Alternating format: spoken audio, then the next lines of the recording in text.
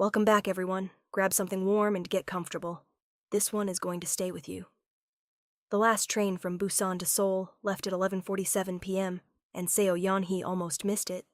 She ran through the station with her canvas tote slapping against her hip, her shoes soaking from the November rain outside, her breath ragged by the time she threw herself through the sliding doors and collapsed into the nearest empty seat. The car was half full. Quiet. The kind of tired quiet that only exists on late trains, where everyone has given up pretending to be awake. Yeonhee pressed her forehead against the cold window and watched the platform lights blur and disappear. She had taken the overnight train to Busan for a job interview she did not get. The company had been polite about it. A woman in a gray blazer had said, "We're looking for someone with more stability in her current situation," which meant they had seen the address she listed. The semi-basement apartment in Mapo. The gap years on her resume she could not explain without explaining everything. She was 29 years old, and she was exhausted in the way that goes past tired and becomes something else. Something that sits in the chest like a stone. The seat beside her was empty when she boarded. She didn't notice when it stopped being empty. She was already asleep. Cha Junho did not like taking trains. He had 4 cars. He had drivers. He had a private car service on retainer that asked no questions and kept its eyes forward. But tonight his lead driver was in the hospital with a broken wrist, courtesy of a negotiation that had gone poorly in Hyundai. And his second driver was managing 3 of Junho's men across the city, and Junho had decided, quietly and without telling anyone, that he would simply take the train back himself. His aide, Park Seong-jun, had nearly choked when Junho told him, "I'll come with you." "You won't." "Boss, Seong-jun." That was all. Just the name. Seong-jun had gone quiet and looked at the floor and said nothing else, because that was what happened when Cha Junho said your name in that particular tone. So Junho boarded the last train alone, in a black coat that cost more than most people's monthly rent, with no bodyguards and no entourage, and sat down in the nearest available seat because he didn't care where he sat. He cared about very few things. That was his reputation. That was also, he knew, his curse. He had his phone out, reading through encrypted reports, when he felt the weight. Slow and soft. A head tipping sideways, finding the slope of his shoulder, settling there with a small exhale. He looked down. The woman beside him was asleep. Completely, genuinely asleep. Not the polite doze of a commuter, but the deep, unconscious sleep of someone who had been running on empty for a long time and simply ran out. Her mouth was slightly open. There was a small crease forming on her cheek from his coat lapel. Her hands were folded in her lap around a canvas tote. Her shoes were wet. Junho did not move. He told himself it was because waking her would cause a scene. He told himself it was practical. He told himself several things, none of which were quite true. The real reason was simpler and stranger. He could not remember the last time someone had leaned on him. Not literally. Not like this. Not without knowing who he was. Without calculation. Without wanting something from the contact. She had simply tipped toward him the way water finds level ground, and for a reason he could not name, he let her. He put his phone away. He looked out the window at the dark countryside rushing past. He did not sleep. Men like Cha Junho did not sleep on trains. But he stayed very still, and he let the woman with the wet shoes use his shoulder, and the train carried them both north toward Seoul. Yeonhee woke up with a start as the train slowed into Seoul Station. She felt the warmth leave her cheek before she understood what the warmth had been. She sat up, fast, turned. The man beside her was already standing, adjusting his cuffs, looking not at her, but at his phone with the practiced composure of someone who had been perfectly comfortable the entire time and wanted her to know it. He was tall, dark-haired, a jaw that could cut glass and eyes that were currently not looking at her, which she was grateful for. She started. "The train has arrived," he said simply. "I'm so sorry. I didn't mean to." "It's fine." He said it without looking up. Not unkindly, not warmly. Just flatly, as if she had apologized for something that had not registered as an event worth storing. She stared at his profile for one more second. Then she grabbed her tote, stood and merged with the crowd flowing toward the doors. By the time she was on the platform, he was gone. She didn't know his name. She told herself it didn't matter. She was wrong. 3 weeks later, Yeonhee was late to pick up her daughter. She ran the last block to Danby's after-school program at Mapo Community Center, pushed through the door, and found her 5-year-old daughter sitting on a small plastic chair with her backpack on her front, arms folded across it like a little dignified judge. "You're late," Danby said. "I know, baby. I'm sorry." Minji's mom was here at 2:40. Minji's mom works different hours than me. "What hours do you work?" "All of them," Yeonhee said, and took her daughter's hand. Danby had her mother's dark eyes and a small cleft in her chin that did not come from Yeonhee's side of the family.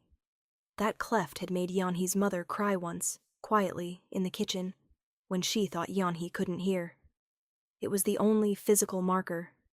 Everything else, the stubbornness, the folded arms, the watching, Yeonhee chose to believe came from her own side. She had been choosing that for 5 years. The cafe where Yeonhee worked part-time was called Hable, and it occupied the ground floor of a building in Mapo that had seen better decades. The owner, an older woman named Madame Cho, had hired Yeonhee without asking too many questions, and had since become something between an employer and a grandmother. "You look pale," Madame Cho said the next morning. "I didn't sleep." "Danby?" "She's fine. She slept fine." A pause. "I just couldn't stop thinking." Madame Cho poured her a cup of tea she didn't ask for, and set it down with the quiet authority of someone who had been placing cups of tea in front of problems for 60 years. "About what?" Yeonhee wrapped her hands around the cup. "Whether I made the right choices." "Which ones?" Yeonhee didn't answer, but Madame Cho was watching her with eyes that said she already knew the outline of the answer, even if she didn't know the details. She knew Danby's father was not in the picture. She knew Yeonhee had left somewhere or something 5 years ago, and had not looked back. She knew there was a story shaped like a wound underneath the girl's composure. She did not push. She just left the tea. Cha Junho's empire, if you could call it that without feeling the word's full weight, was built on 3 things: a legitimate construction conglomerate inherited from his father, a network of gambling establishments that didn't appear on any tax return, and fear. The fear was the most efficient part. He almost never had to use it anymore. People heard the name Cha and made adjustments on their own. He ran it from the 43rd floor of a glass tower in Gangnam, surrounded by men who watched him, and a city that didn't know to watch him at all. His mother called twice a month to mention suitable women she had identified. He had been engaged once 4 years ago to a woman named Lim Sohyun from a family his father had selected before he died. Junho had ended it 6 months in. Sohyun had not taken it quietly. She had allies. She had a family with long institutional memory and a talent for patience. She had most recently sent a very polite inquiry through mutual channels about whether Junho had considered reconciliation. Junho had not responded. Seongjun had flagged it as a concern 3 times in the past month. "The Lim family is not known for dropping things," Seongjun said. "Neither am I," Junho said. "Boss, I'm saying this with respect. You have no one beside you. That's a vulnerability. I have you. I mean, I know what you mean." Junho looked at him. "Drop it." Seongjun dropped it. For now. The envelope arrived at Yeonhee's door on a Thursday morning. No stamp, no return address. Just her name, written in precise block letters that she did not recognize. Inside was a single photograph. It was a picture of her and Danby walking home from the community center. A telephoto shot taken from across the street, in sharp enough focus to see Danby's backpack, the rabbit keychain hanging from the zipper. On the back of the photograph, 3 words: "We see her." Yeonhee sat down on the floor of her apartment and held the photograph for a long time without moving. Her mind went automatically and immediately to a name she had spent 5 years not saying out loud. Cha Junho. She had met him when she was 23. She had been working as an executive assistant at a firm that did legal consulting for several of his front companies. She had not known that part, not at first. She had thought he was simply a cold, private man with too much power and an unusual talent for making a room go quiet. She had been right about all of that.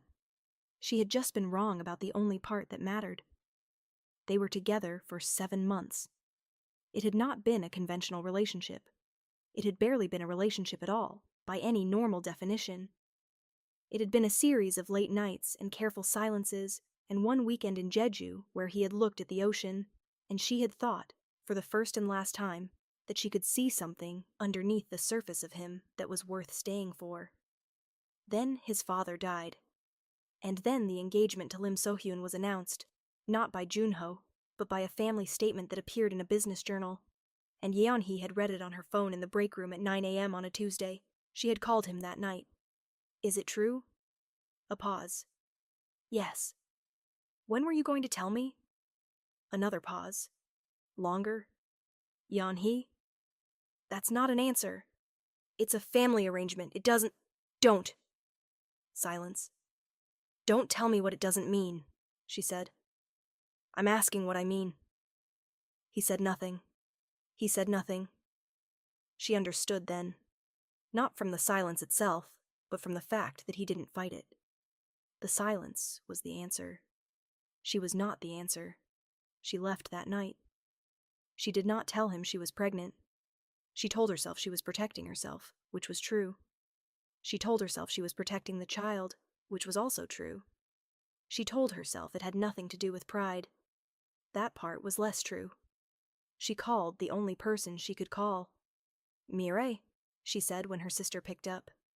Someone sent a photo of Danby to my apartment. A surveillance photo. A beat of silence.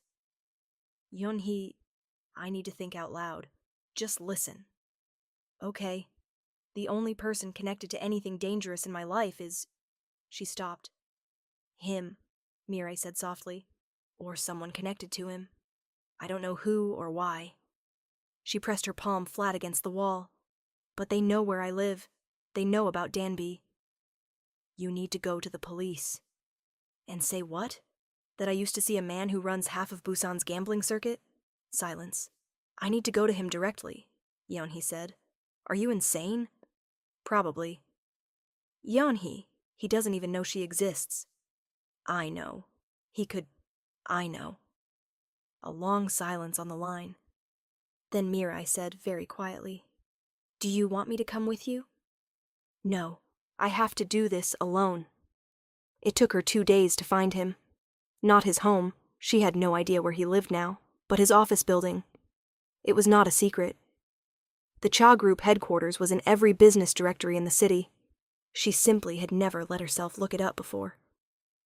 She stood outside the glass tower on a gray Tuesday morning, with Danby at her side. She had debated leaving Danby with Mirai. She had decided against it for reasons she couldn't fully articulate, except that she did not want to hide her daughter any longer than she already had. And also, selfishly, that Danby's presence would stop Yeon-hee from losing her nerve. Danby looked up at the building. Is this a hospital? No, baby, it's an office. It's very tall. Yes. Do you know someone inside? Yeon-hee looked at the glass doors. A long time ago, she said. Yes. She did not make it past the lobby.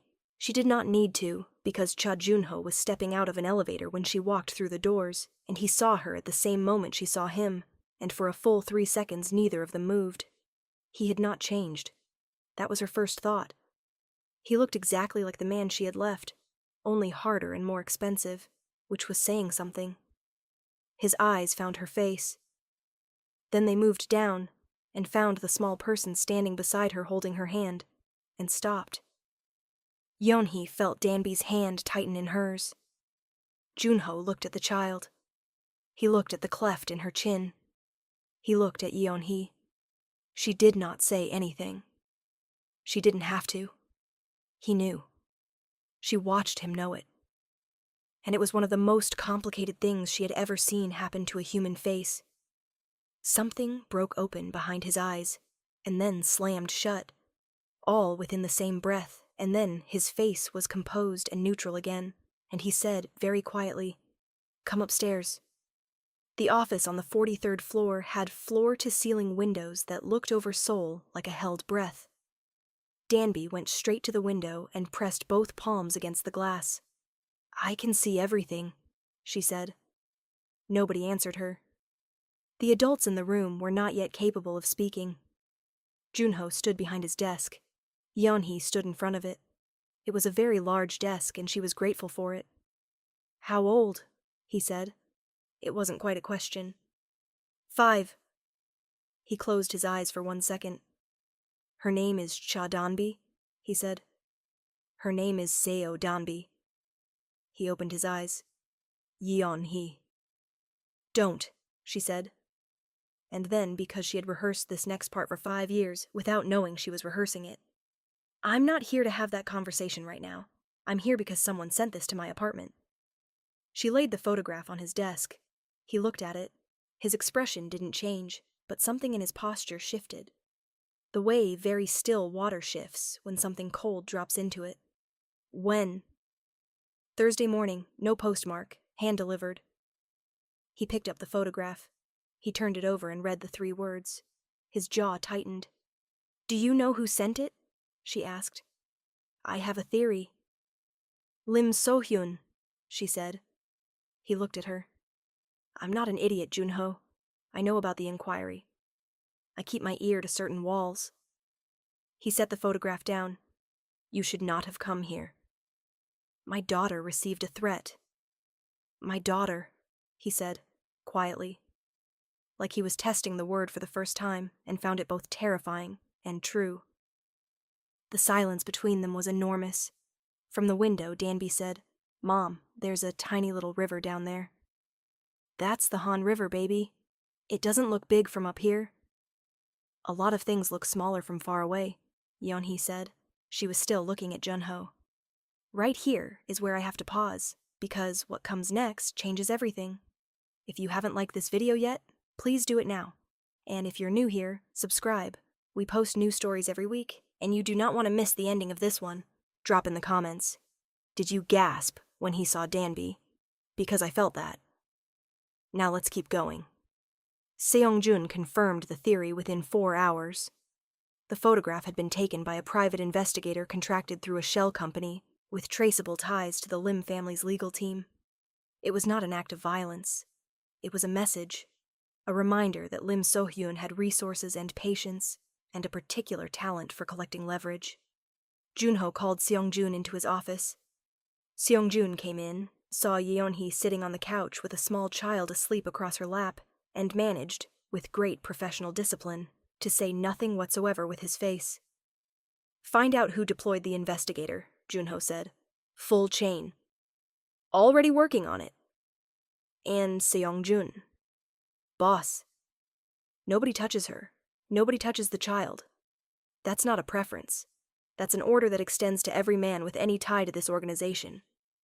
Seong-jun looked at the sleeping child, at the cleft in her chin. "Understood," he said, very quietly. He left. Yeonhee tried to take Danby home. Junho said no. "It's not safe until I understand the full scope of what So-hyun intends. You can't keep us here." "I'm not keeping you. I'm asking." She looked at him. It was the first time in 6 years she had heard him use that particular word. Asking. "One night," she said. "Then we go back to our lives." "Yes," he said. Then, "I have a guest room." "I assumed."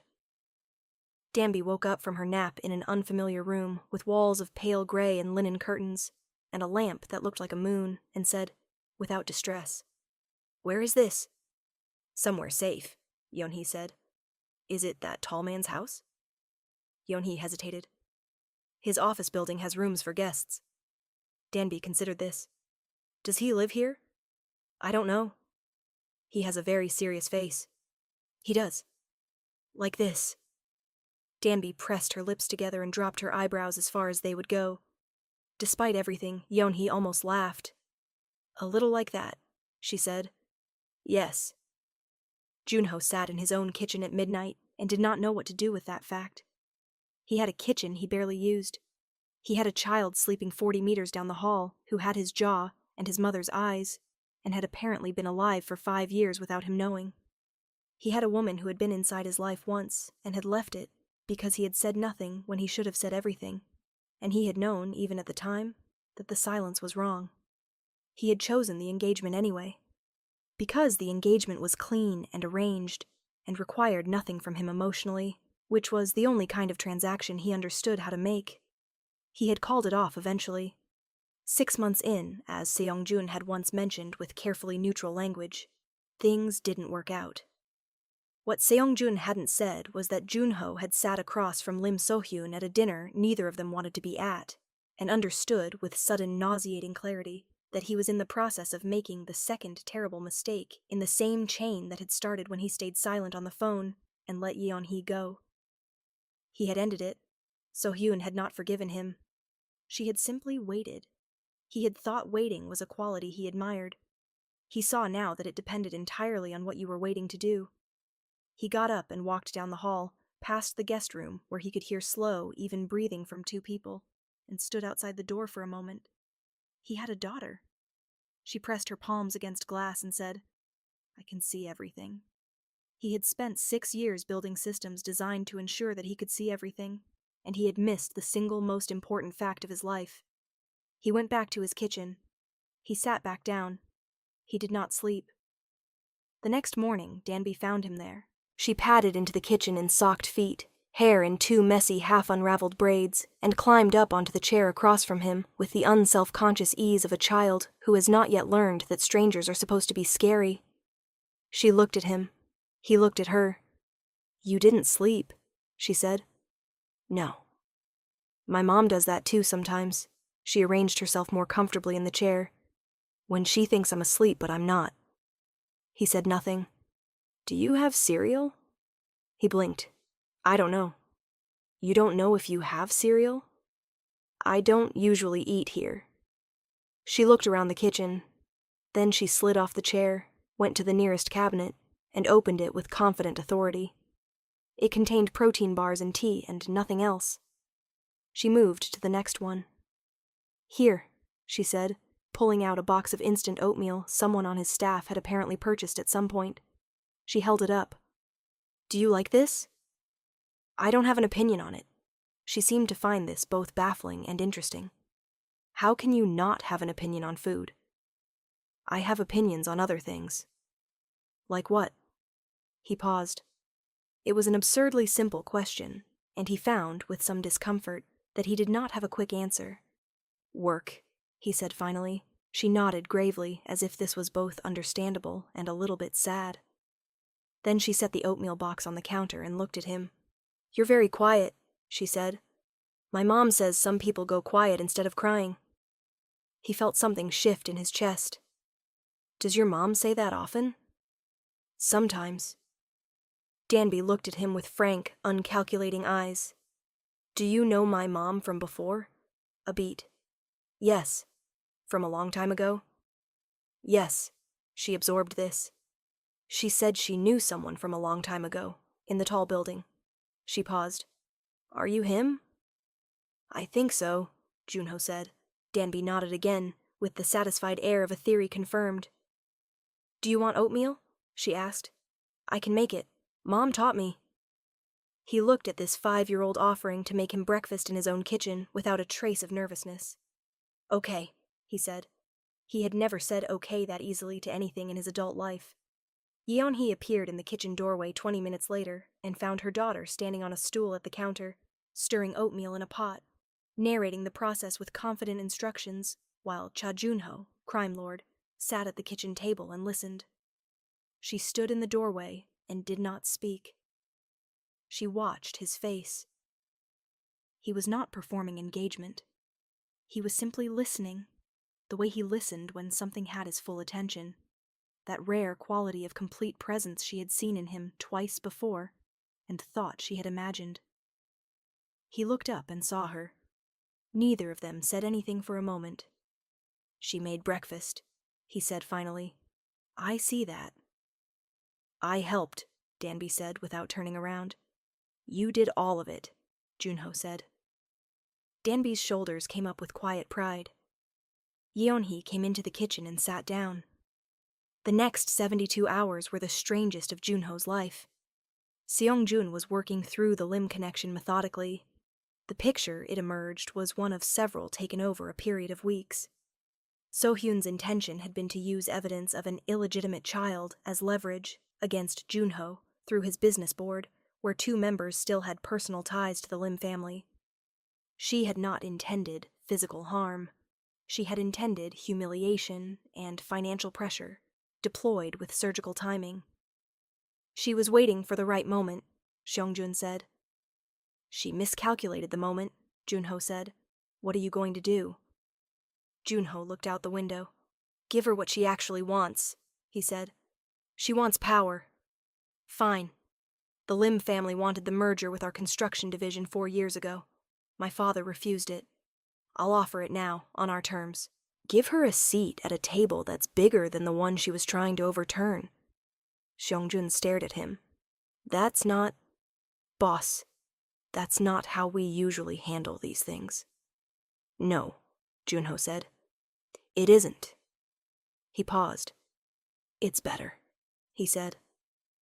That evening he sat with Yeonhee on the narrow balcony of the guest floor after Danby was asleep. Seoul spread out below them, lit and indifferent.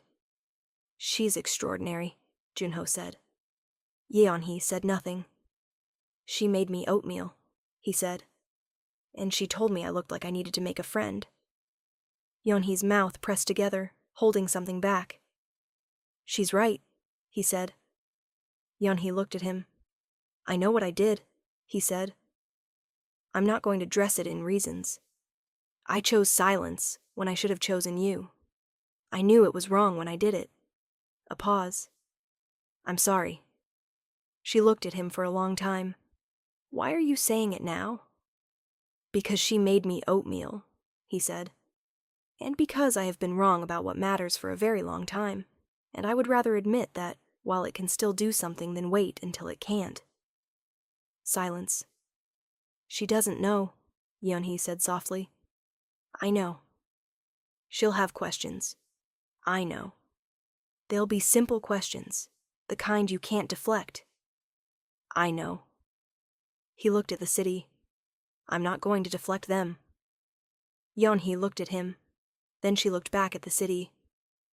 I'm not asking you to be in our lives, she said carefully. I'm not asking for anything. I know that too. Then what are you asking for? He thought about it honestly. That was new for him. He usually knew what he wanted and stated it. Right now he wasn't sure, and he was learning to sit with not being sure. Permission to try, he said. Slowly. On your terms. She was quiet for a very long time. She likes the color yellow, she said finally, and hates loud noises. And she asks the same question 12 times in a row when she's nervous about something. He listened. Her favorite thing is when someone actually listens to the answer, Yeonhee said. He understood this was not a description. It was an instruction. I can do that, he said. 3 weeks after she went home, she received a knock at her apartment door. She opened it. Seongjun was standing in the hallway, holding a yellow envelope and wearing the expression of a man who had accepted that his life had taken a very unusual turn. From the boss, he said. He said to tell you there's no obligation. She opened the envelope. Inside was a lease agreement for a 2-bedroom apartment in Mapo. Better building, same neighborhood, same distance from Danby's school. The lease was in her name alone. The deposit was paid. There was a small note in Junho's handwriting, which was compact and angular and looked exactly like him. No strings, just a better window for her to press her hands against. Jae Yeonhee stood in her doorway for a long time. Then she said, without looking up, Tell him thank you.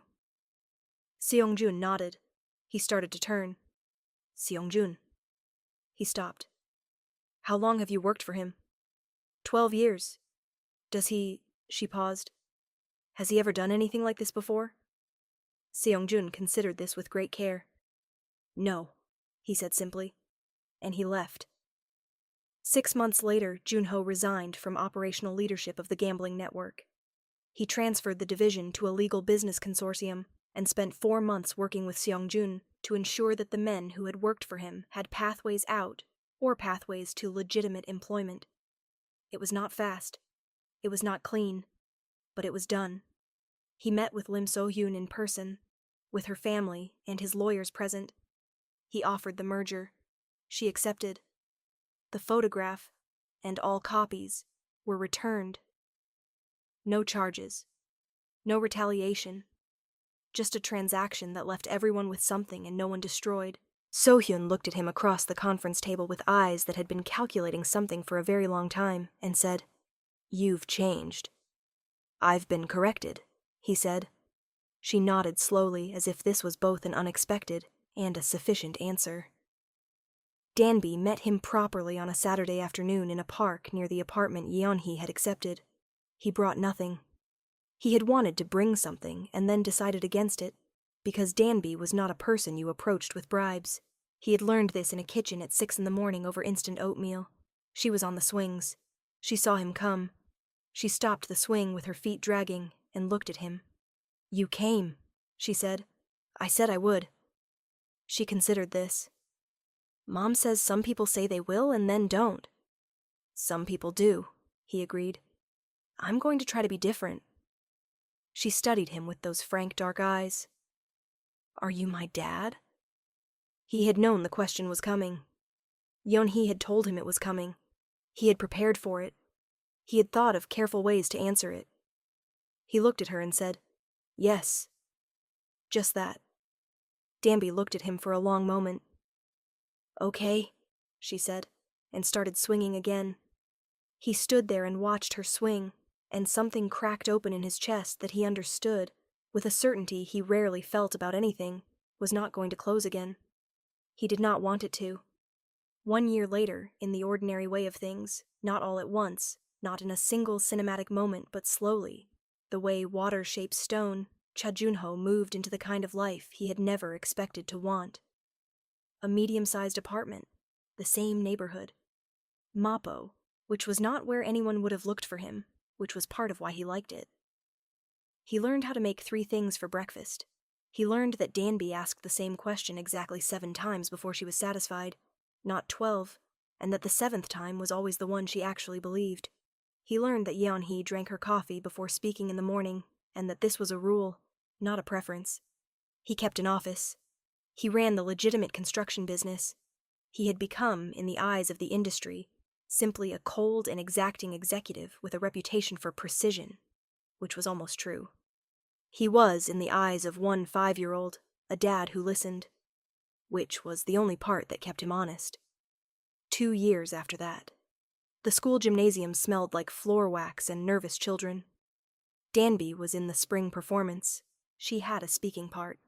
Exactly 2 lines, which she had practiced 49 times, Junho had counted without telling anyone he was counting, and which she delivered from the stage with the composure of someone who had decided nerves were for other people. In the audience, Yeonhee sat between Madame Cho and Mirai, and Junho sat at the end of the row with a program folded precisely in his lap, and the expression of a man trying very hard not to show that he was moved. He failed. Madame Cho looked at him sideways and said nothing, but she patted his hand once, briefly, and looked back at the stage. After the performance, Danby came running out in her costume still on, and she found him first. She grabbed his hand and pulled him toward the refreshment table with total confidence. "I didn't mess up," she announced. "You didn't mess up," he confirmed. "Did you clap?" "Yes." "Loud?" He paused. He had clapped with measured, appropriate force. "Loud enough," he said. She gave him a very knowing look that was completely her mother's. "Next time," she said, "clap louder." "Yes," he said. "I will." Later, walking home, all 3 of them, the night cool and the streetlights making the puddles on the pavement look like small fallen moons, Danby walked between them and held both their hands and swung their arms with the easy tyranny of a child who has decided this is simply how things work. Yeonhee looked across the top of her daughter's head and found Junho looking at her. He said nothing. She said nothing, but she did not look away, and neither did he. And the silence between them was the kind that holds things instead of losing them. Danby stopped swinging their arms. "Ice cream," she said firmly. "It's 8:30, Yeonhee said. So? So that's an excellent point, Junho said. Yeonhee looked at him. "You're not helping," she said. "Sorry," he said.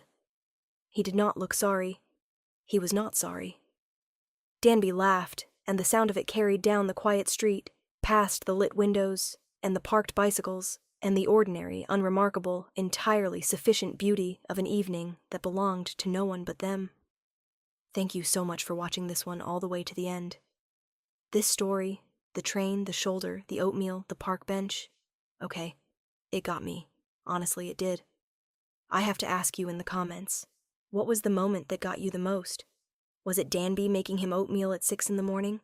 Or was it when he said yes, just yes on the swings? Tell me below. If you're new here, please subscribe. We are here every week with stories exactly like this one, and I would love for you to be part of this community. Like the video if it moved you. Share it with someone who needs a good story tonight. Until next time, take care of yourselves. We'll see you soon.